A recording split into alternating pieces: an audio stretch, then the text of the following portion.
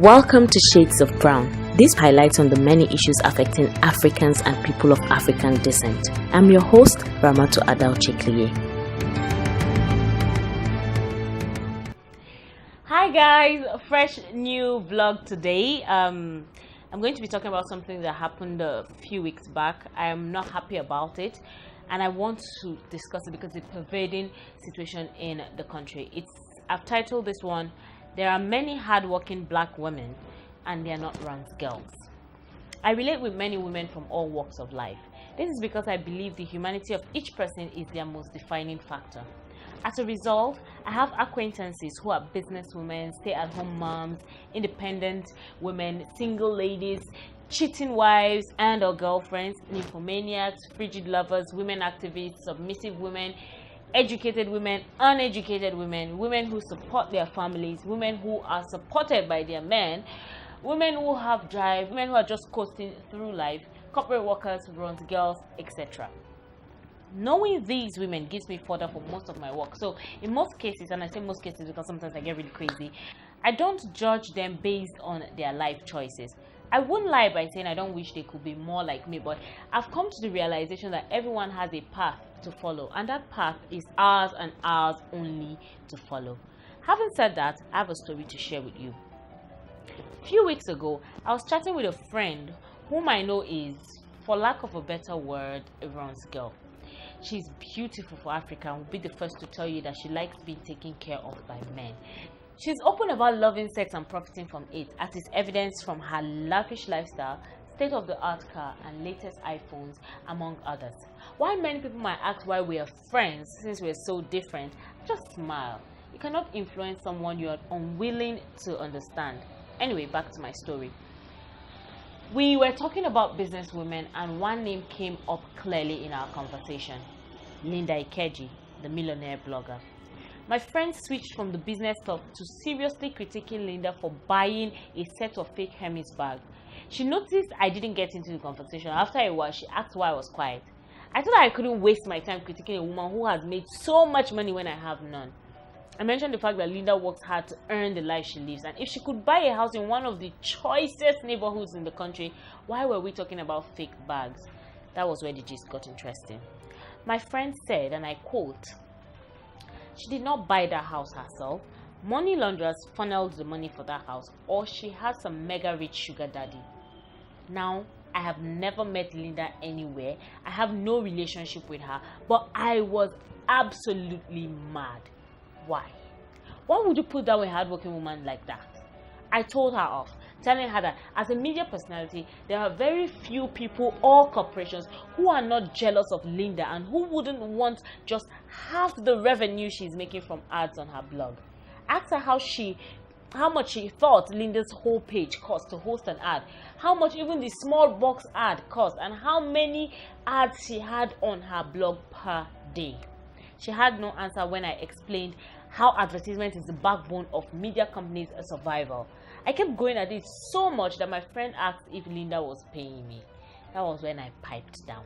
Here is the issue. My ire is not about Linda or directed at my friend. It was directed more at society than it was at this lady. This is not the first time I've seen a hardworking woman being put down by a society that keeps refusing to accept that a woman can be successful on her own. This is especially so when that woman is unmarried. It seems society cannot wrap its head around an independent single woman. Society seems more willing to accept a woman who is dependent on one man or the other, whether it's her father, her brother, her husband. Ultimately, when she's old, she's supposed to depend on her son or sons. In some ways, society seems to look away when a woman makes her money by being on her back, or her knees, or in cowgirl position, or doggy styled. With this, a woman is still dependent on a man, or in 50 Cent's voice, many men. With this equation, society is content. Society is happy. When there is that small change where a woman proves she can be successful without depending on any of these men, society gets mad. Stark, raving mad. This is the question that then bugs me to eternity. What is so wrong with having a single hardworking woman who isn't dependent on a man for her success? Could it be that the thought of a woman making it on her own threatens the very fabric of power that society has woven? Or, being that it's a man's world, does the presence of a hardworking woman emasculate the man? I really want answers to these questions. I grew up knowing that women should work. My mom, Hajia Hawa Umar, is a single, hardworking, and independent woman. She brought me up to be dependent on me. She started working when she was 16, and except when she's sick, she hasn't taken a day off to just relax. She started off a kitchen cleaner in a hotel, then rose to the waiter, then room cleaner, then housekeeper, then floor manager, then food and beverage manager, a position which she held for many years. Now she runs her own guest house and she is still working. Every day she leaves her house at 5:30 a.m. and starts work at 6:30 a.m. She never leaves the office before 9:30 p.m. She takes care of us, her children, is her family's breadwinner, and she still takes up people who are less privileged into her home. That is the woman who has taught me to work. For a little over 15 years, she has not asked any man for one kobo. She worked hard for everything she has and everything she wants. She's not the only woman I know who is successful based on their sweat.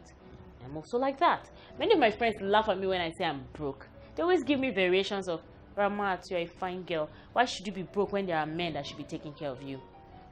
I used to get angry at that question and give my well-rehearsed feminist speech, but I realized it was a waste of time. Now, I just smile. I believe in making my own money. I believe in working hard for my money. I don't believe in having sex with a man for money. I don't fight the girls who do, because like I said earlier, the older I get, the less judgmental I am of people's choices. I'm just stating what works for me.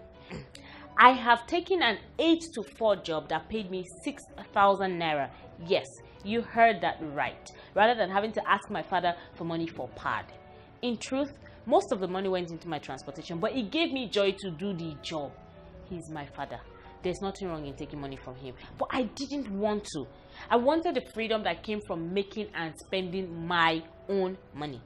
Trust me, sometimes it's very hard to get what I want and even what I need, but I don't break my principles for nothing. I have lots of friends who have their own houses and cars and buy human hair worth 160,000 naira, and when I think of all my hard work, my principles and independence, and the fact that I'm still jumping buses with people who have horrible breasts and body odor, I feel bad. But I want to look back tomorrow and say that I was able to stay true to myself and my beliefs and my ethics. That is me. I'm glad that my closest buds think the same way, which makes it easier to stay on my path.